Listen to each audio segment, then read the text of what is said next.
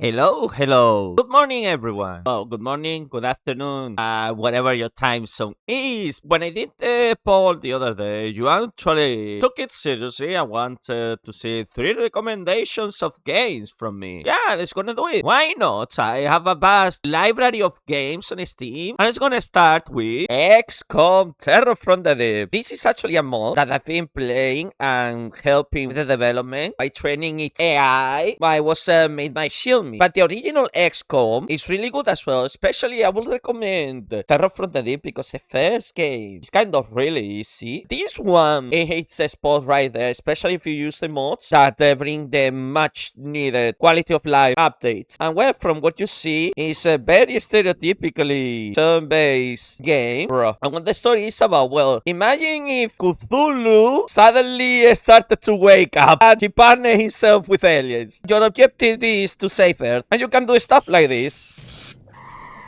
Bye-bye, alien. Let's go. Yeah, we are very xenophobic here. My computer may run it because it was made for those. Yeah, I know. This is the kind of thing that gets me on every single morning. A strategy freaking game. Yeah, I'm a little bit of a strategy nut. I'm not gonna lie.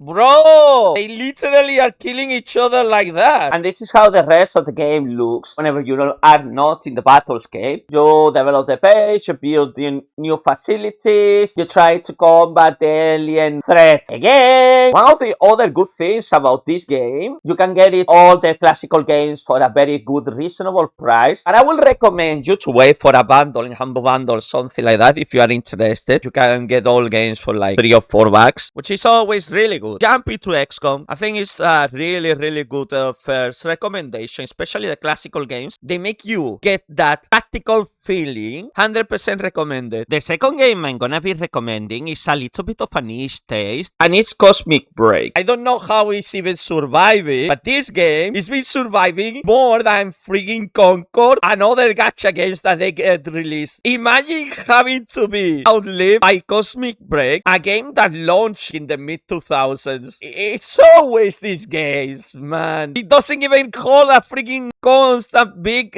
window screen like that. Look at what it did to my mouse. But well, you can actually put it on full screen, but it's not gonna be the best. This is actually how it will look like for you if I didn't edit the entire thing. So yeah, what is this game about? You are literally fighting each other, because fighting each other makes you generate cosmic energy to combat the chaos of the universe. And there is like 4 types of robot waifus. Air, land type of waifus, artillery type waifus, and also support waifus. And depending on the waifu that you select, you can put customizable parts of other mechs. You can even make your own freaking armless waifu for some reason. The thing that this game provides, you can actually customize the skin to put whatever the heck you want on them. Like for example, if I wanted to literally ruin the entire model, see, I see changing in real life there. But if I have to say something against the game, it's pretty much a gacha that is not precisely generous. But the good thing is you always get opportunities to get the characters for free. It's just the amount of grind that you need to do to even have a chance. Like for example, I have 5 tickets for this one. I didn't get anything. And if you gacha is not down your alley, you can always buy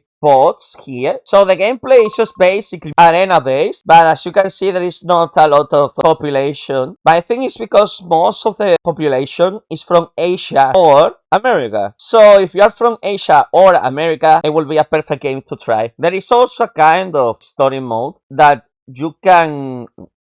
There is a Discord server now. I cannot read the moon rune. Oh, they added a new practice mode, kind of. Nice. So yeah, as you can see, this is the type of game that you are experimenting. If you feel your fancy from time to time, it wouldn't be an issue to try this game. But well, moving on to the next game. If you are in the craving for some really good old retro JRPGs, I would recommend Breath of Fire 4, an amazing storyline and a self-contained story that you don't need to play all the other Breath of Fire games. And one of the most interesting things about this game is it was actually made by Capcom. It has the classical touch that you just name your character, blah blah blah blah blah, simple setting, no big explanations about the world, just hey, I'm looking for my sister, and some beautiful PS1 graphics. Let's go, Sandworm. And the best thing is, after after you are done with the cutscene, you're just thrown into the game. No tutorials, no nothing, just pure freedom. And the world is your oyster. Oh my fucking god! The combat is really simple,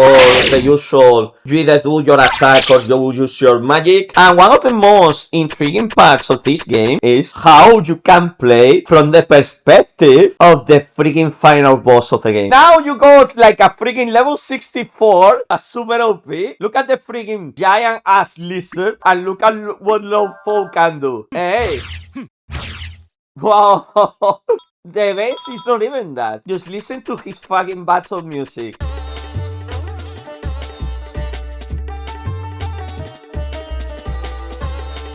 Oh, it's so good. And the game is actually, well, it got a little bit more expensive. When it was released, it had a 50% discount. So I expect probably more discount on the future. If not, well, it is a PS1 game. Emulate it. And well, I hope that you like my 3 recommendations. They were a little bit old. If it wasn't what you were expecting, well, this is what you asked for. I wanted to be a little bit more unique. That's my problem when I'm trying to recommend things to people. I'm not trying to be super generic and just jump straight away into the stuff that everyone plays. No!